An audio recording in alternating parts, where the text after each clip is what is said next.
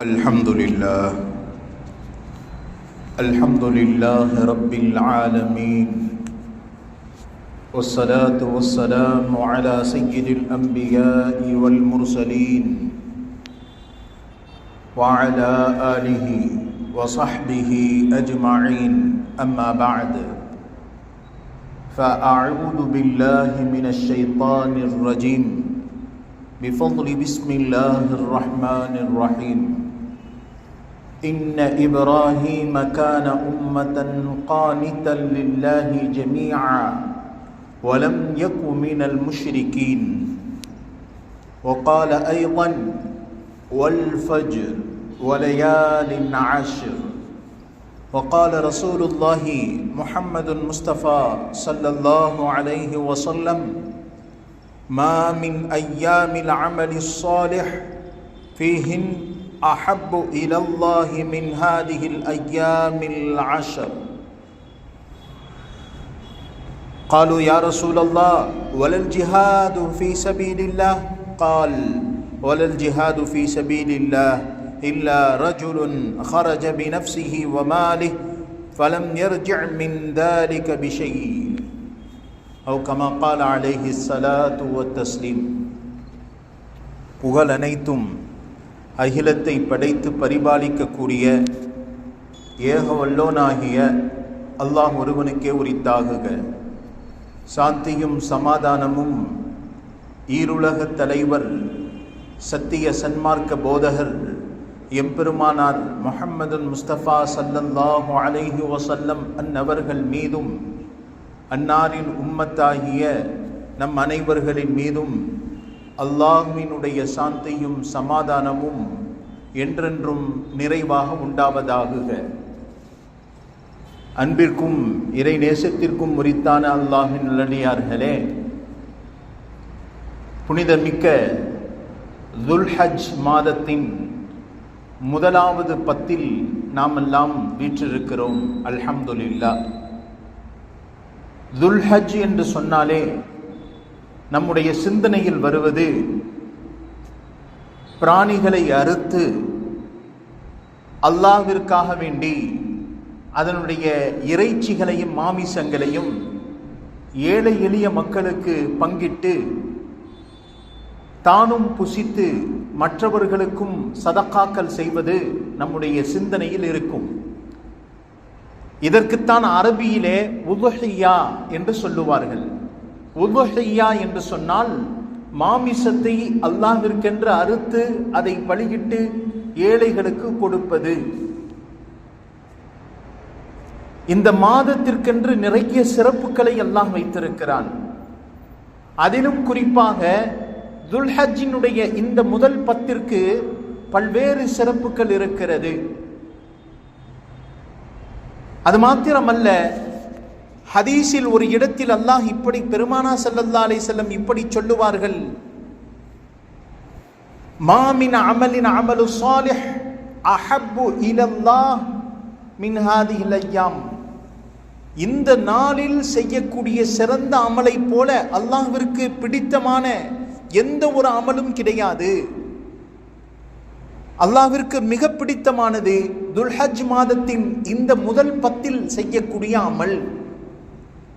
இன்னொரு ஹதீஸில் இப்படி வரும்: ரமலானுக்கு அடுத்து மிகச்சிறந்த அமலை அல்லாஹ் ஜல்ல ஷானஹு வ தஆலா இந்த மாதத்தில் முதல் பத்தில் சிறந்த அமலாக பார்க்கிறான் என்றும் இன்னொரு ஹதீஸிலே வருகிறது.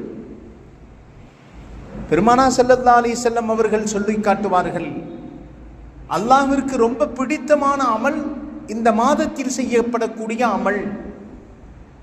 அப்ப நாம சிந்தனையில் வைக்க வேண்டும், துல்ஹஜ் மாதத்தில் இருக்கக்கூடிய முதல் பத்தில் அல்லாஹ் ஜல்ல ஷானஹு வ தஆலா அமல்களிலேயே சிறந்த அமலாக இன்றைய நாட்களில் செய்யக்கூடிய அமலை அல்லாஹ் பார்க்கிறான். அது மட்டுமல்ல, இந்த மாதத்தில் நிறைய சிறப்புகள் இருக்கிறது. இந்த சிறப்புகளை எல்லாம் சற்று நாம் திரும்பி பார்க்கும் பொழுது சையதுனா இப்ராஹிம் அலைஹிஸ்ஸலாத்து வஸ்ஸலாம் அவர்கள் செய்திருக்க கூடிய ஒவ்வொரு தியாகத்திற்கும் பிரதிபலனாக அல்லாஹ் இந்த அமல்களை வைத்திருக்கிறான். முதல் கட்டமாக இப்ராஹிம் அலைஹிஸ்ஸலாத்தை பற்றி குர்ஆன் ஒரு இடத்தில் இப்படி சொல்லும், இன்ன இப்ராஹீம கான உம்மத்தன் கானித்தன் லில்லாஹி ஜமீஆ வலம் யகு மினல் முஷ்ரிகீன். திட்டமாக இப்ராஹிம் அலைஹிஸ்ஸலாம் அவர் ஒரு உம்மத்தாக இருந்தார். அது மாத்திரமல்ல, அவர் முஷ்ரிக்களில் இருந்தும் கிடையாது என்று அல்லாஹ் சொல்லுகிறார்.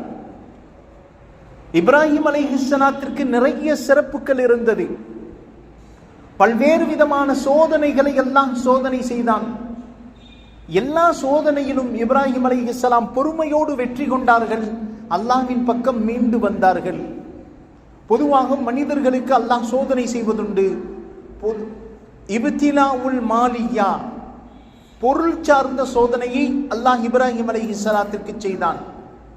இரண்டாவது சோதனை இப்திலாஉன் நஃப்ஸியா, உயிர் சார்ந்த சோதனையும் அல்லாஹ் சய்யிதுனா இப்ராஹிம் அலைஹிஸ்ஸலாத்தை செய்தான். மூன்றாவது அல்லாஹ் ஜல்ல ஷானஹு வ தஆலா பொருள், உயிர், நேரம் எல்லா விதமான சோதனைகளையும் இப்ராஹிம் அலைஹிஸ்ஸலாம் வெற்றி கொண்டார்கள். இப்திலாஉ ஃபில் அஹ்ல், குடும்பம் சார்ந்த சோதனையிலும் இப்ராஹிம் அலைஹிஸ்ஸலாம் வெற்றி கொண்டார்கள்.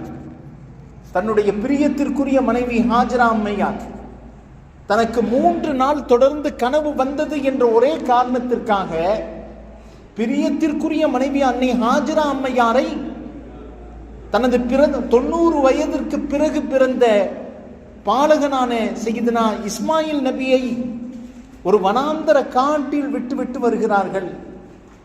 அந்த வனாந்தர காட்டிலே தண்ணீர் கிடையாது, போதிய வசதிகள் இல்லை. அல்லாஹுவினுடைய ஒரே கட்டளைக்காக வேண்டி இப்ராஹிம் அலைஹிஸ்ஸலாத்து வஸ்ஸலாம் தன்னுடைய மனைவியையும் குழந்தையும் விட்டு திரும்பி பார்க்காமல் வந்தார்கள். ஹாஜரா அம்மையார் கேட்டாங்க, அகாலல்லாஹ், இதை அல்லாஹ் உங்களுக்கு சொன்னானா என்று சொல்ல ஒரு செய்கனை மட்டும் செய்தார்கள், ஆம் என்று. உடனே தங்களுடைய இல்லங்களுக்கு வந்து விடுகிறார்கள்.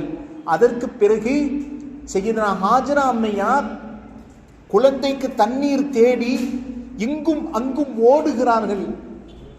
குழந்தை வீறிட்டு அழுது கொண்டிருக்கிறது. புகட்டுவதற்கு பால் இல்லை. இங்கும் இந்த மூளைக்கும் அந்த மூளைக்கும் தண்ணீரை தேடி ஓடி வந்ததையும் அல்லாஹ் ஜல்ல ஷானஹு வ தஆலா பிற்காலத்தில் ஒரு பெரிய வணக்கமாக ஆக்கினான். அதுதான் ஹாஜிகள் எல்லாம் சயீ செய்யக்கூடிய சஃபா மற்றும் மர்வாவினுடைய 2 மலைகளுக்கு இடையில் தொங்கோட்டம் ஓடும் வளமையை, வணக்கத்தை அல்லாஹ் ஜல்ல ஷானஹு வ தஆலா கட்டாயமாக்கினான். அப்படியாக சையதுனா இப்ராஹிம் அலைஹிஸ்ஸலாத்து வஸ்ஸலாம் செய்திருக்கக்கூடிய ஒவ்வொரு அமல்களையும் அல்லாஹ் ஜல்ல ஷானஹு வ தஆலா பிற்காலத்தில் வரக்கூடிய உம்மத்திற்கு ஒரு பெரிய வணக்கமாக்கி தந்திருக்கிறான். பெரிய வணக்கமாக்கி தந்திருக்கிறான். துல்ஹஜ்ஜினுடைய முதல் 10 நாட்கள் அல்லாஹ் அல் குர்ஆனில் ஒரு இடத்தில் சொல்லுகிறான், வல் ஃபஜ்ர், ஃபஜ்ர் நேரத்தின் மீது சத்தியமாக, வலயாலின் அஷ்ர், அந்த 10 இரவுகளின் மீது சத்தியமாக. விளக்க உரையாளர்கள் சொல்லுகிறாங்க, இந்த 10 இரவு என்பதை கொண்டு நோக்கம் துல்ஹஜ்ஜினுடைய பிறை 1 ஆரம்பித்து 10 வரைக்கும் இருக்கக்கூடிய இந்த 10 தினங்களை அல்லாஹ் சத்தியமிட்டு சொல்லுகிறான். இன்னொரு ரிவாயத்தில் வந்திருக்கிறது, இந்த 10 இரவுகளில் யார் வணக்கம் செய்கிறாரோ அவருக்கு அல்லாஹ் லைலத்துல் கத்ரில் கிடைக்கக்கூடிய நன்மையை அல்லாஹ் இந்த 10 இரவில் வணங்கக்கூடியவருக்கும் தருகிறான். யாதிலுக்குள்ள சனா. அது மட்டுமல்ல, இந்த நாட்களில் நோன்பு நோற்பவருக்கு, இந்த நாட்களில் யார் நோன்பை வைக்கிறாரோ அவர்களுக்கு முன் வருடத்தினுடைய 1 வருடத்தினுடைய பாவத்தை அல்லாஹ் மன்னித்து விடுகிறான்.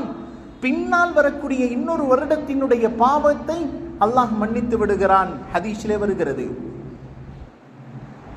விளக்க உரையாளர்கள் சொல்றாங்க, லைலத்துல் கத்ருடைய இரவு ஏதேனும் ஒற்றைப்படை இரவு, அது குறிப்பிட்ட நேரத்தில் வந்து சென்றுவிடும். அது எப்பொழுது என்று தெரியாது. ஆனால் ஹதீஸினுடைய விளக்க உரையில் பார்த்தால் இந்த துல்ஹஜ்ஜினுடைய பிறை 10 நாட்களில் ஒரு மனிதன் எந்த அமலை செய்தாலும் லைலத்துல் கத்ரினுடைய இரவினுடைய அமலுக்கு நன்மையை அல்லாஹ் அவருக்கு பகிர்ந்து தந்து விடுகிறான். ஹதீஸிலே பார்க்க முடிகிறது. விளக்க உரையாளர்கள் சொல்லிக் கொண்டிருக்கிறார். பெருமானா ஸல்லல்லாஹு அலைஹி வஸல்லம் அவர்கள் இன்னொரு ஹதீஸில் அப்படியே விட்டுவிடவில்லை. ஒரு ஹதீஸிலே சொல்லுகிறார்கள், மாமின் ஐயாமின் அல் அமலு ஸாலிஹ் ஃபீஹின் அஹப்பு இலல்லாஹ் மின் ஹாதிஹில் ஐயாம். அல்லாஹ்விற்கு ரொம்ப பிடித்தமான அமல், இந்த 10 தினங்களில் செய்யக்கூடிய அமலை விட எந்த ஒரு அமலையும் அல்லாஹ் அதிகம் நேசிப்பதில்லை. மற்ற நாட்களில் செய்யக்கூடிய அமலை விட இந்த 10 தினங்களில் செய்யக்கூடிய அமலை அல்லாஹ் அதிகம் நேசிக்கிறான் என்பதாக சொல்லி காட்டுகிறார்கள். சஹாபாக்களுக்கு எல்லாம் சந்தேகம் வந்துருச்சு. பெருமானார் ஸல்லல்லாஹு அலைஹி வஸல்லம் அதற்கு முன்னாடி அல்லாஹ்வுடைய பாதையில் ஜிஹாது செய்வது தானே சிறந்த அமல் என்று நமக்கு சொல்லி இருக்கிறாங்க. சஹாபாக்கள் எல்லாம் கேட்கிறார்கள், யா ரசூலல்லாஹ், வலல் ஜிஹாது ஃபீ சபீலில்லாஹ், வலல் ஜிஹாது ஃபீ சபீலில்லாஹ், அல்லாஹ்வினுடைய பாதையில் ஜிஹாது செய்வது, போர் புரிவதற்காக வேண்டி செல்வது சிறந்த அமல் இல்லையா என்று சொன்னவுடன் பெருமானார் ஸல்லல்லாஹு அலைஹி வஸல்லம் அவர்கள் சொன்னார்கள், ஜிஹாதும் கிடையாது. ஜிஹாதை விட மிகச்சிறந்த அமல் இந்த துல்ஹஜ்ஜினுடைய பெரும் 10 நாட்களில் செய்யக்கூடிய மிகச்சிறந்த அமல். காரணம் என்ன தெரியுமா? இல்லா ரஜுலுன் ஹரஜ பினஃப்ஸி வ மாலி. காரணம் என்ன? இந்த 10 நாட்களில் பல அமல்களை அல்லாஹ் ஜல்ல ஷானஹு வ தஆலா செய்து கொண்டிருக்கிறான், அடியார்களுக்கு ஏவி கொண்டிருக்கிறான். ஹஜ்ஜுக்காக வேண்டி பல நபர்கள் தன்னுடைய பொருளாதாரத்தை எடுத்துக்கொண்டு செல்லுகிறார்கள். அப்படிப்பட்ட சிறந்த உன்னதமான அமல்களை அல்லாஹ் ஜல்ல ஷானஹு வ தஆலா இந்த 10 தினங்களில் வைத்திருக்கிறான். அது மட்டுமல்ல, இந்த நாட்களில் சிறப்பிற்குரிய இன்னொரு மிக முக்கியமான அமலை அல்லாஹ் ஜல்ல ஷானஹு வ தஆலா கடமையாக்கி இருக்கிறான். அதுல கிதாபுகள்ல பதிவு செய்கிறார்கள், ஹஜ்ஜினுடைய அமல். ஹஜ்ஜினுடைய அமல் துல்ஹஜ் பிறை 9 அன்றைக்கு மட்டுமே செய்ய முடியும். ஆனா ஒரு நபர் மற்ற காலங்களில் போகிறார், நானும் ஹஜ் செய்ய போகிறேன் என்று பிறை 9 அல்லாத மற்ற நாட்களில் அவர் போய் ஹஜ்ஜினுடைய எந்த ஒரு அமலையும் செய்ய முடியாது. அப்படி செய்தால் அது பிதாத்தாக மாறிவிடும். அப்ப அரஃபாவில் தங்குவது பிறை 9, அரஃபாவினுடைய தினம் பிறை. இப்படியாக குறிப்பிட்ட சில நாட்களினுடைய அமல்களை பற்றி அல்லாஹ் ஜல்ல ஷானஹு வ தஆலா இந்த மாதத்தில் குறிப்பாக்கி இருக்கிறான். காரணம் என்ன தெரியுமா? இந்த அமல்களை கொண்டு அல்லாஹ் ஜல்ல ஷானஹு வ தஆலா அதிகம் அடியார்களை தன் பக்கம் இணைக்க வேண்டும் என்று நாடிவிட்டார். உக்கூஃபி அரஃபா, அரஃபாவில் தங்குவது குறிப்பிட்ட நாள். பெருமானார் ஸல்லல்லாஹு அலைஹி வஸல்லம் அவர்கள் இன்னொரு ஹதீஸில் சொல்லி காட்டுவார்கள், சியாமு யௌமுல் அரஃபா, அரஃபாவுடைய தினத்தில் பிறை 9 அன்றைக்கு நோன்பு நோற்பது இருக்கிறதே, அஹ்தஸிபு அலல்லாஹ், அல்லாஹ் ஜல்ல ஷானஹு வ தஆலா பின்வரக்கூடிய பாவங்களை அவருக்கு மன்னிக்கிறான். அய்யுகஃபிர ஸனத்தல்லதி கப்லா வ ஸனத்தல்லதி பஅதா, முந்திய ஒரு வருடத்தினுடைய பாவத்தை பிந்திய ஒரு வருடத்தினுடைய பாவத்தை அல்லாஹ் அவரை மன்னிக்கிறான். பாவம் என்று சொன்னா பெரிய பாவம் இல்லை. பெரிய பாவம் என்பது அடியார்களுக்கு சம்பந்தப்பட்டது. பிறருடைய பொருட்களை அபகரித்து விடுகிறார், பிறரை அடித்து விடுகிறார், துன்புறுத்தி விடுகிறார். இப்படிப்பட்ட பெரும் பாவங்கள் அடியார் மன்னிக்காத வரை அல்லாஹ் மன்னிக்க மாட்டான். ஆனால் ஹுகூக்குல்லா, அல்லாஹோடு சம்பந்தப்பட்ட பாவங்களில் சிறிய பாவங்களை அல்லாஹ் ஜல்ல ஷானஹு வ தஆலா அவரை மன்னிக்கிறான். பெருமானார் ஸல்லல்லாஹு அலைஹி வஸல்லம் சொல்றாங்க, இந்த நாட்களில் யார் ஒருவர் அரஃபாவுடைய தினத்தில் நோன்பு நோக்கிறாரோ ஒரு வருடத்தினுடைய பாவத்தை அல்லாஹ் ஜல்ல ஷானஹு வ தஆலா மன்னிக்கிறான் என்பதாக குர்ஆனும் ஹதீஸும் நமக்கு சொல்லி காட்டுகிறது. இப்ராஹிம் அலைஹிஸ்ஸலாத்து வஸ்ஸலாம் அவர்களை கொண்டு அல்லாஹ் ஜல்ல ஷானஹு வ தஆலா பல்வேறு விதமான சோதனைகளை செய்தார். குர்ஆனில் அல்லாஹ் சொல்லுகிறான், மனிதனை எல்லா கட்டத்திலேயும் நாம் சோதனை செய்து கொண்டே இருப்போம். வலனபலுவன்னக்கும் பிஷைஇன் மினல் ஹௌஃப் வல் ஜூஅ், திட்டமாக மனிதன் ஒவ்வொரு கட்டத்திலேயும் மனிதர்களை நாம் சோதனை செய்து கொண்டே இருப்போம். ஹௌஃப், பயத்தை கொண்டு சோதனை செய்வோம். வல் ஜூஅ், பசியை கொண்டு சோதனை செய்வோம். வனக்ஸிம் மினல் அம்வால், பொருளாதார சேதத்தை கொண்டு நாம் சோதனை செய்வோம்.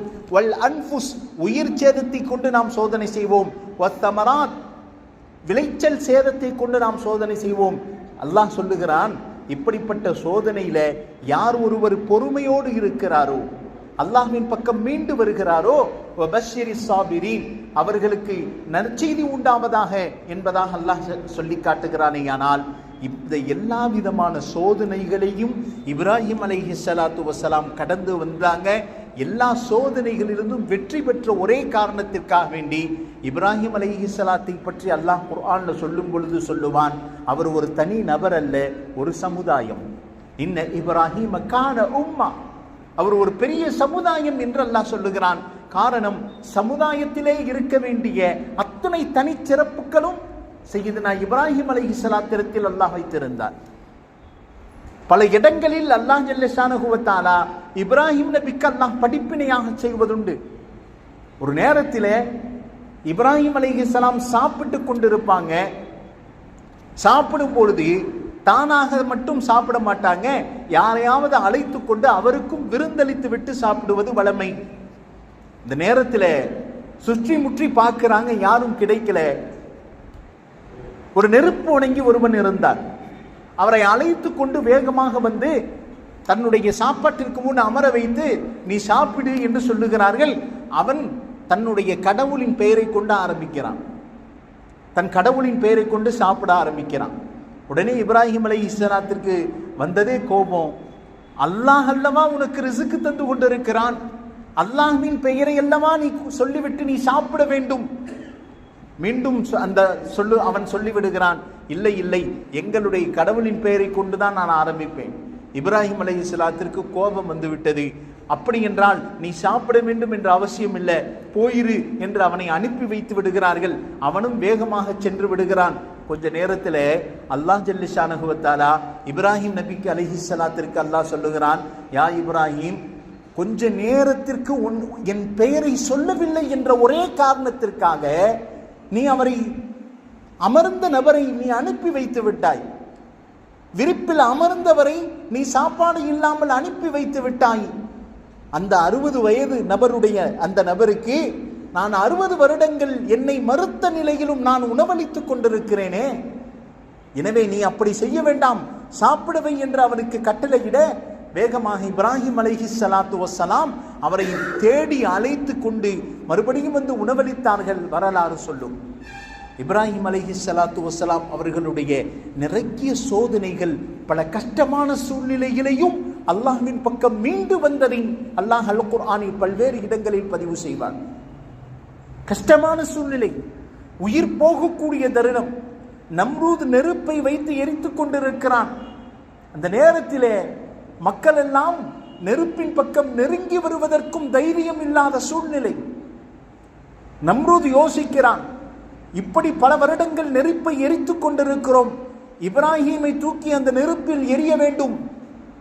எப்படி தூக்கி எறிவது? மக்கள் எல்லாம் நெருங்குவதற்கு பயப்படுகிறார்களே என்று சொல்ல, அந்த இடத்தில் வயோதிக தோற்றத்தில் வந்த ஷைத்தான் ஆலோசனை தருகிறான். நீங்கள் மிஞ்சினீக் என்னும் ஒரு கருவியை தயாரிப்பு செய்யுங்கள், அது எப்படி தயாரிப்பு செய்வது என்று நான் சொல்லித் தருகிறேன் என்று மிஞ்சினீக் என்ற முதலில் தூரத்திலிருந்து ஒரு நபரை தூக்கி எறியக்கூடிய கருவியை ஷைத்தானினுடைய ஆலோசனையின்படி அங்கு செய்யப்படுகிறது. மிஞ்சினீக்கினுடைய கருவியில் சையதுனா இப்ராஹிம் அலைஹிஸ்ஸலாத்து வஸ்ஸலாம் அமர வைக்கிறார்கள். அந்த கருவியில் உட்காரும் பொழுது அவர்களுடைய உடலில் இருக்கக்கூடிய ஆடைகளை எல்லாம் நம்ரூத் உருகி விடுகிறான். இப்பொழுதும் சொல், நான் நபி என்று நீ சொல், ஏற்றுக்கொள் என்று சொல்ல அதை மறுத்து விடுகிறார்கள்.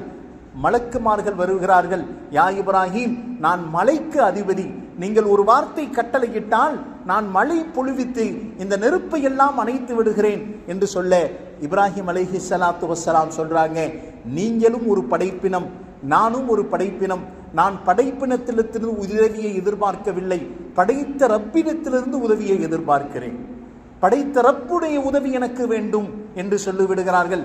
காற்றின் அதிபதி வருகிறார், யா இப்ராஹிம், நீங்கள் ஒரு கட்டளையிடுங்கள், இந்த நெருப்பை நான் காற்றின் மூலமாக பறத்தி விடுகிறேன் என்று சொல்லுகிறார்கள்.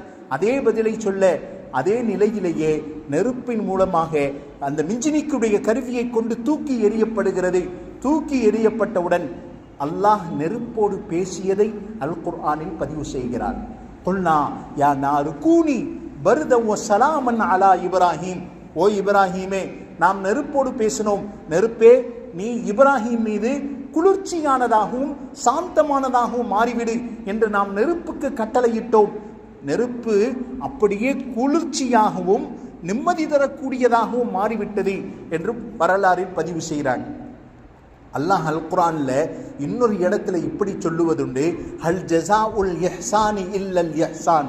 அல்லாஹ்வுக்கு ஒருத்தர் யாருக்கு எந்த அளவிற்கு அல்லாஹ்விற்கு உபகாரம் செய்கிறாரோ, அல்லாஹ்விற்கு எந்த அளவுக்கு தன்னுடைய பொருளாதாரத்தை தான தர்மங்களை அதிகப்படுத்துகிறாரோ அவருக்கு அல்லாஹ்வும் உபகாரம் செய்கிறான்.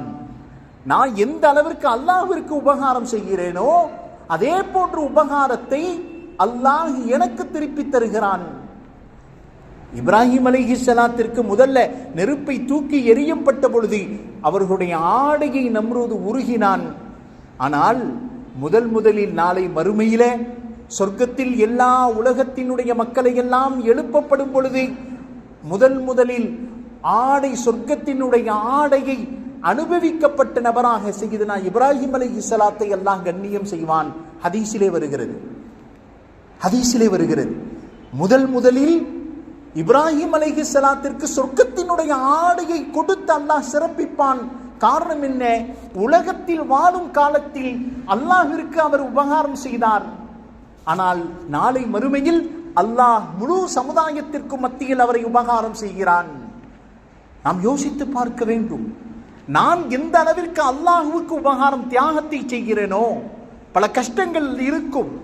தொழுகைக்கு காலையில் எழும்பும் போது சிரமங்கள் ஏற்படலாம், தூக்கம் அயர்ந்து விடலாம், சைத்தானினுடைய பல்வேறு சூழ்ச்சிகள் ஏற்படலாம். ஆனால் மனதை பக்குவப்படுத்தி உறுதியோடு எழுந்து மஸ்ஜிதின் பக்கம் நடந்து வரக்கூடிய கால்களை அல்லாஹ் பார்க்கிறான். என்னால் அடியான் எனக்காக வேண்டி எவ்வளவு சிரமங்களை மேற்கொள்கிறான். குர்ஆன் ஓதும் பொழுது சிரமங்கள் ஏற்படும், திக்கு தவறுகள் ஏற்படும், கஷ்டங்கள் உண்டாகும். இந்த நேரத்தில் அவர் சகித்துக் கொள்ளக்கூடிய சகிப்பை அல்லாஹ் பார்க்கிறான், தியாகங்களை அல்லாஹ் பார்க்கிறான். இந்த தியாகங்கள் வரும் பொழுது அல்லாஹ் ஜல்ல ஷானஹு வ தஆலா இந்த அடியான் செய்யக்கூடிய சின்ன சின்ன தியாகங்களை பார்த்து அதற்கு பகரமாக நிச்சயம் உபகாரம் செய்வோம் என்று அல்லாஹ் சொல்லி காட்டுகிறான். பொருளாதாரத்தில் தான் கஷ்டமான சூழ்நிலையில் இருந்தாலும் கூட கையேந்தி வரக்கூடிய ஏழைகளுக்கு தன்னால் இயன்ற உதவியை செய்யும் உதவியை சதக்காவை அல்லாஹ் பார்க்கிறான். அல் ஜஸாவுல் இஹ்சான். நாம் எந்த அளவிற்கு அல்லாஹ்விற்கு உபகாரம் செய்கிறோமோ அதற்கு பகரமாக அல்லாஹ் அந்த அடியானுக்கு நாம் உபகாரம் செய்கிறோம் என்று அல்லாஹ் சொல்லி காட்டுகிறான். இப்ராஹிம் அலைஹிஸ்ஸலாத்தினுடைய வாழ்க்கை மிக முக்கியமான ஒவ்வொரு படிப்பினையாக கிதாபுகளில் தொடர்ந்து பதிவு செய்து கொண்டே இருக்கிறார். ஹாஜரா அம்மையார் செய்ய சின்ன தியாகம் ஹாஜிகள் முழுவதும் கியாமத்து வரைக்கும் எல்லா நபர்களுக்கும் ஒரே சட்டமாகவே அல்லாஹ் மாற்றிவிட்டானே. சின்ன தியாகங்களை நாம் செய்யும் பொழுது அல்லாஹ் அதற்கு பகர பிரதிபலனாக தன் புறத்திலிருந்து அரியாபுரத்திலிருந்து அல்லாஹ் ரிசுக்கை தந்து விடுகிறான். உகூஃபி அரஃபா என்று சொல்லக்கூடிய சின்ன அமல் மிக முக்கியமான அமல். இந்த அரஃபா என்று சொன்னாலே ஒருவர் தங்களுக்கு மத்தியில் சந்திக்கக்கூடிய இடமாக குறிப்பிடப்படுவாங்க. ஆதம் அலைஹிஸ்ஸலாம், ஹவ்வா அலைஹிஸ்ஸலாம் இரண்டு நபர்களும் சந்தித்த இடம் முதலிலே உலகத்தை தோற்றுவிப்பதற்காக வேண்டி ஏற்படுத்தப்பட்ட முதல் இடம்தான் ஆதம் அலைஹிஸ்ஸலாம் ஹவ்வா அலைஹிஸ்ஸலாம் சந்தித்த இடம்.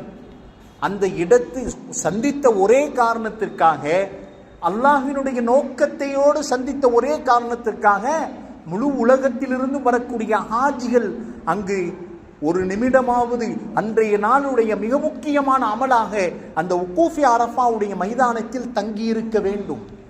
மிக முக்கியமான அமலாக அல்லாஹ் ஜல்ல ஷானஹு வ தஆலா ஆக்கி தந்திருக்கிறான்.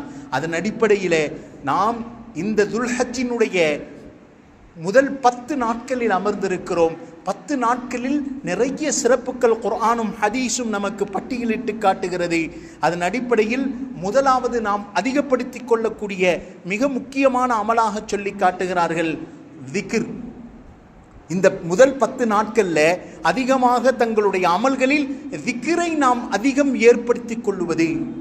கடைகளில் இருந்த நிலையில சுபஹானல்லாஹ் அல்ஹம்துலில்லாஹ், நடந்த நிலையில் சுபஹானல்லாஹ், இது போன்ற நாவுகள் திக்ரில் திளைத்திருக்கும் பொழுது இன்றைய நாட்களில் செய்யக்கூடிய அமல்களுக்குரிய கூலியை அல்லாஹ் அதிகம் தரக்கூடியவனாக இருக்கிறான். ஹதீஸிலே இப்படி வருகிறது, மாமின் ஐயாமின் அல அமலு ஸாலிஹு ஃபீஹின் அஹப்பு இலல்லாஹ் மின் ஹாதிஹில் ஐயாமில் உஸ்ர். துல்ஹஜ்ஜினுடைய முதல் 10 நாட்களில் செய்யக்கூடிய அமல் அல்லாஹ்விற்கு மிக பிடித்தமான அமல்.